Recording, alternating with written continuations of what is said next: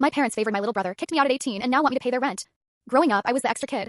My parents had 2 sons, me, the oldest, and my little brother, their golden child. From the moment he was born, it was clear who mattered more. He got the best clothes, the newest toys, private lessons, and endless praise. Me? I got the bare minimum. Hand-me-downs, cheap meals, and constant reminders that I should be grateful they even kept me around. Birthdays were the worst. My brother would get elaborate parties, expensive gifts, and all the attention. I'd get a cake from the grocery store and maybe a t-shirt if they remembered. When I asked why things were so different, they'd say, "Your brother has more potential. We have to invest in him." Imagine hearing that as a kid. By the time I was 18, they decided they were done with me. No college support, no safety net, no help. They literally told me, "You're an adult now, figure it out." And then they kicked me out. Meanwhile, my brother was still living at home, getting his tuition paid, his car bought, and his rent covered when he eventually moved out. I was on my own, working minimum wage jobs just to survive. Fast forward a few years, I worked hard, climbed my way up, and eventually landed a stable job. Nothing flashy, but enough to live comfortably, pay my bills, and have some peace of mind. I built my life without them. I didn't need their help, and honestly, I stopped expecting anything from them a long time ago. Then, out of nowhere, they came back. Suddenly, they were calling me, acting like nothing had happened. "We're so proud of you," they said. "We knew you'd make something of yourself." And then came the real reason. They wanted me to help pay their rent and fund a bunch of renovations for their house. They framed it as family helping family, but let's be real, they didn't care about me when I was struggling. They only care now because I'm stable. I told them flat out, "You kicked me out at 18. You gave me nothing. You don't get to come back now and ask for money like we're all one big happy family. You made your choice and I made mine. I survived without you and I'll keep living without you." They tried guilt-tripping me, saying I was being selfish and that family should stick together. But where was that family loyalty when I was eating ramen every night and sleeping on couches? Where was it when I begged for help and they told me to figure it out? I don't owe them anything. Not rent, not renovations, not even a phone call. And honestly, saying no felt liberating. For once, I wasn't the overlooked kid begging for scraps. I was the adult who set boundaries and refused to be used. My brother can keep being their golden child. I'm done. After I refused, my brother called me up, clearly coached by my parents. He tried the "we're family, we should help each other" line, but it was obvious he was parroting their words. I asked him point blank if he remembered all the times I had to skip meals so he could have his piano lessons, or when I wore shoes with holes while he got brand new sneakers every season. He went quiet. He didn't deny it, he just didn't want to face it. A week later, my parents showed up at my apartment unannounced. They acted cheerful, like they were visiting out of love, but quickly shifted into begging mode. They had a list of renovations they wanted: new kitchen, new bathroom, even a pool. I couldn't believe the audacity. They weren't asking for survival money, they wanted luxury. I told them to leave, and when they wouldn't, I threatened to call the police. That finally got them out the door. Since then, they've tried to smear me to extended family, painting me as ungrateful and cold-hearted. But when I explained the truth to my relatives, most of them sided with me. They knew how my parents treated me growing up. Some even admitted they had noticed the favoritism but didn't want to interfere. Hearing that was bittersweet. It validated my experience but also reminded me how alone I really was back then. Now, I've cut off contact completely. My phone is quieter, my life is calmer, and I don't feel that constant weight of obligation anymore. I've realized that family isn't defined by blood, it's defined by respect, care, and reciprocity. My parents made their choice when they kicked me out at 18. I've made mine now by refusing to bankroll their comfort. And honestly, it feels like the first time in my life that So, I finally got out of a long, toxic relationship. My ex was manipulative, controlling, and made my life miserable. When I finally broke free and started dating someone new, I thought I could breathe again. I was wrong. My ex decided that if she couldn't have me, she'd make sure no one else could enjoy being with me either. It started small, showing up at places she knew I'd be, sending endless texts, trying to guilt me into talking things out. But when she realized I wasn't biting, she escalated. She keyed my car. Twice. She spray-painted insults on my garage door. She even smashed a window at my house while I was out with my new partner. Every time I reported it, the police shrugged. Not enough evidence, they said. Even though everyone knew who was behind it, they claimed they couldn't do anything without catching her in the act. I felt trapped. My new partner was supportive, but it was exhausting. Every day I'd wake up wondering what she'd destroy next. I tried cameras, locks, alarms, she always found a way around. And the worst part? The cops kept telling me to just ignore her. Easy for them to say when it wasn't their property being trashed.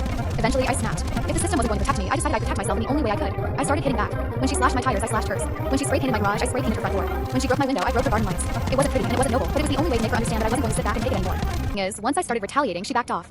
I guess she didn't like the taste of her own medicine. The vandalism stopped, the harassment slowed, and she finally disappeared from my life. Do I feel proud of what I did? Not really. But do I feel relieved? Absolutely. Sometimes, when the people who are supposed to protect you don't, you're left with no choice but to fight fire with fire. After I started retaliating, things got tense fast. My ex didn't expect me to fight back, and suddenly she was the one dealing with slashed tires and broken property. She tried to confront me, screaming outside my place about how I was ruining her life. I reminded her that she had been ruining mine for months, and if she wanted it to stop, all she had to do was leave me alone. She didn't like hearing that, but she couldn't deny it. Of course, she tried to flip the script. She went to the police claiming I was harassing her.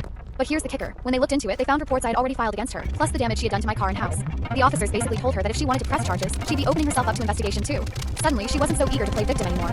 My new partner stood by me through all of this, even when things got messy. They kept reminding me that I didn't deserve to be treated like a punching bag, and that sometimes standing up for yourself means getting your hands dirty. It wasn't the healthiest way to handle things, but it was the only way to make her back off when the system failed me. Having someone in my corner made all the difference. Press the subscribe button for more stories. Link in bio. My toxic aunt thinks we owe her a restaurant, so now we have to hide everything we buy. Part 2. It got so bad that we started hiding things. If we bought new clothes, we wouldn't wear them around her. If we upgraded our phones, we'd keep the old ones in sight when she visited. When we renovated the kitchen, we literally told her the contractors were just fixing leaks so she wouldn't know it was a remodel. Living like that felt ridiculous, but it was easier than dealing with her constant guilt trips. She didn't stop at comments either. She tried to rally other relatives against us. She'd whisper to cousins, "They're selfish, they don't care about family, they only care about themselves."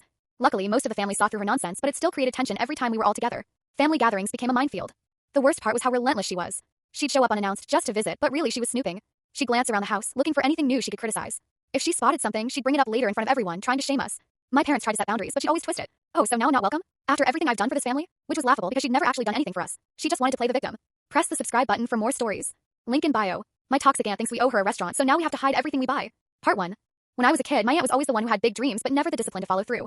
She'd bounce from one idea to the next, selling homemade crafts, starting a daycare, even talking about writing a book. None of it ever happened. Then one day she decided her golden ticket was opening a restaurant. She came to my parents with this grand pitch. She didn't have savings, didn't have a business plan, didn't even know the first thing about running a kitchen. But she was convinced it would be a gold mine. She asked my parents to fund it, not as a loan, not as an investment, but as a gift. She wanted them to hand over their hard-earned money so she could chase her dream. My parents told her no. They explained that we weren't rich, that we had bills, kids to raise, and couldn't risk our savings on something so unstable. They were polite about it, but firm. That was the moment everything changed. From then on, she treated us like enemies. Anytime she saw us with something new, she'd make a snide comment. When my dad finally replaced his old car after it broke down, she sneered, "Funny how you can afford that, but not help your own sister chase her dreams." When my mom bought a new couch after 15 years, she muttered, "Must be nice to sit on your fancy furniture while I'm stuck without my restaurant." Press the It got so bad that we started hiding things. If we bought new clothes, we wouldn't wear them around her. If we upgraded our phones, we'd keep the old ones in sight when she visited. When we renovated the kitchen, we literally told her the contractors were just fixing leaks so she wouldn't know it was a remodel. Living like that felt ridiculous, but it was easier than dealing with her constant guilt trips. She didn't stop at comments either.